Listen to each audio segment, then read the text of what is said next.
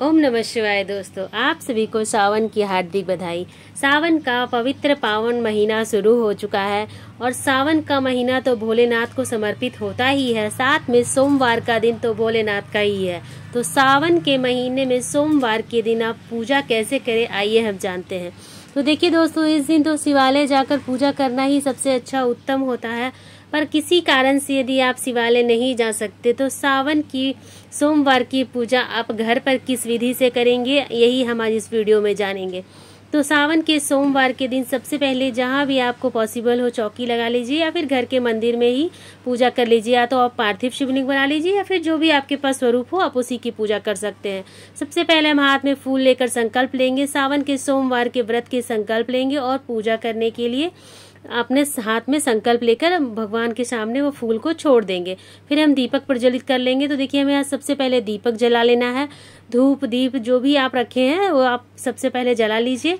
तो धूप को आप पूजा करने के पहले जला लीजिए। धूप बाद में भी जला सकते हैं, यहाँ पे हम अग्यारी भी कर सकते हैं, वो हमें बाद में करनी है। सबसे पहले हम दीपक की पूजा कर लेंगे। तो यहाँ पर हम दीपक की पूजा करने के बाद भगवान को जल समर्पित करेंगे। यदि आपके पास दूध है तो दूध समर्पित कीजिए, नहीं तो आप 3 बार जल ही समर्पित कर सकते हैं। तो देखिए, हमने यहाँ पर एक बार दूध जल समर्पित किया, फिर हम दूध से अभिषेक करेंगे, उसके बाद फिर से हम जल से अभिषेक करेंगे। इस तरह से हमारा अभिषेक पूरा हो जाता है। तो आप भी 3 बार अभिषेक जरूर करें।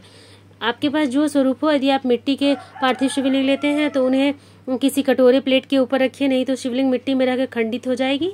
तो इस तरह से आपको भी सोमवार के दिन पूजा करनी है। और जब भी आप जलाधारी रखें ना तो उसे उत्तर की ओर रखें, मतलब जलाधारी का मुंह उत्तर की ओर होना चाहिए। उसके बाद हम चंदन से तिलक लगाएंगे। तो आप पीला चंदन लगाइए।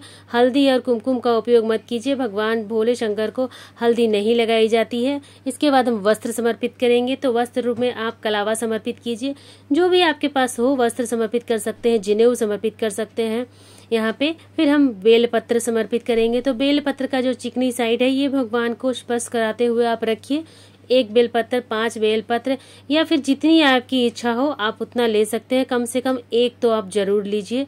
और बेलपत्र भगवान भोलेनाथ को सबसे अधिक प्रिय है, तो केवल आप बेलपत्र चढ़ाकर ही अपनी पूजा पूरी कर सकते हैं, बहुत ही सरल तरीके से।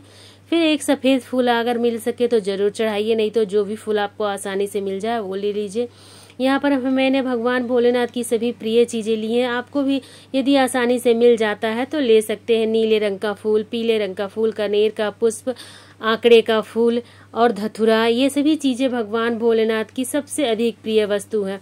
तो जो भी आपको आसानी से मिल जाए वो आप ले लीजिए। जो भी स्वरूप आपने पूजा में रखा है सभी को हम साथ में ही पूजा करते जाएंगे। वैसे भी जब हम शिव जी की पूजा करते हैं, शिवलिंग का पूजा करते हैं, तो उनके पूरे परिवार की पूजा एक साथ हो जाती है। फिर हम भांग समर्पित करेंगे। भांग, धतूरा, जो भी चीजें आपने भगवान भोलेनाथ की पसंदीदा चीजें रखी है वो सभी चीजें आप एक एक करके समर्पित कीजिए। फिर हम भोग समर्पित करेंगे। तो भोग में आप कुछ भी समर्पित कर सकते हैं, मिश्री, बतासा, इस तरह की चीजें आप भोग में समर्पित कर सकते हैं। बहुत ही सरल तरीके से मैं यहाँ बता रही हूँ। इसके बाद हम कोई भी ऋतुफल समर्पित करेंगे। तो भगवान तो भोलेनाथ भोले हैं, बहुत थोड़े से परिश्रम से ही प्रसन्न हो जाते हैं। भांग धतूरा ही उनका प्रिय भोग है। इसके साथ साथ भी आप जो भी चीजें भोग में लाए हैं उसे समर्पित कीजिए। घर से बनी हुई शुद्ध शाकाहारी भोजन भी आप समर्पित कर सकते हैं, जैसे आप सिंघाड़े का आटे का हलवा, साबूदाने की खीर वगैरह भी आप भोग में समर्पित कर सकते हैं। फिर हम दक्षिणा समर्पित करेंगे। तो दक्षिणा आप यथासंभव समर्पित कीजिए। फिर हम हाथ में थोड़ा सा अक्षत लेंगे और अपनी मनोकामनाओं को पूरी करने के लिए, मतलब बोलते हुए अक्षत को छोड़ देंगे भगवान के ऊपर। इससे हम जिस भी मनोकामना से पूजा कर रहे हैं वो पूरा हो, इस तरह से हम बोलते हुए अक्षत को छोड़ देंगे। फिर हम 1 लोटा जल रखेंगे, हाथ में फूल लेंगे, या फिर आप 1 बेलपत्र ले लीजिए। उसके बाद हम कथा सुनेंगे। तो यदि आपको कथा पढ़नी है तो आपके पास किताब है सोमवार की कथा की तो आप किताब पढ़ लीजिए, नहीं तो आप चैनल पर जाकर सुन सकते हैं, वहां से आपको कथा मिल जाएगी।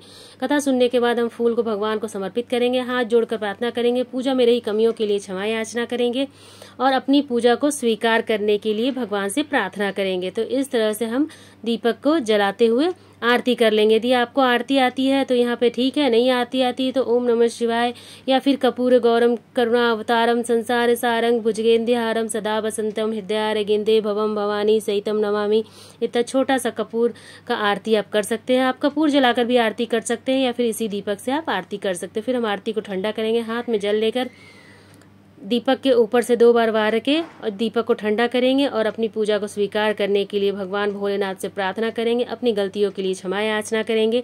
और इस तरह से सोमवार की पूजा हम अपने घर पर बड़े ही सरल और आसान तरीका से करके भगवान भोलेनाथ को प्रसन्न करेंगे। तो आपको यह वीडियो कैसा लगा मुझे कमेंट करके ज़रूर बताइएगा।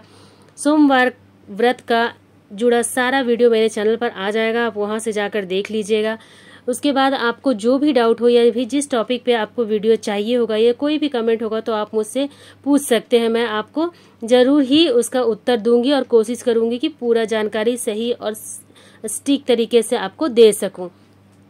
तो आपको यह वीडियो कैसा लगा मुझे कमेंट करके ज़रूर बताइएगा। फिर मिलते हैं किसी अगले वीडियो में और किसी अगले टॉपिक पे। तो आप लोग स्वस्थ रहिए, मस्त रहिए और भोलेनाथ की सेवा करते रहिए। भोलेनाथ को 1 लोटा जल और 1 बेलपत्र तो प्रतिदिन समर्पित कीजिए। उसके बाद यथासंभव आपको जो भी शक्ति हो, जैसी इच्छा हो, वैसे भोलेनाथ की सेवा कीजिए। हर हर महादेव।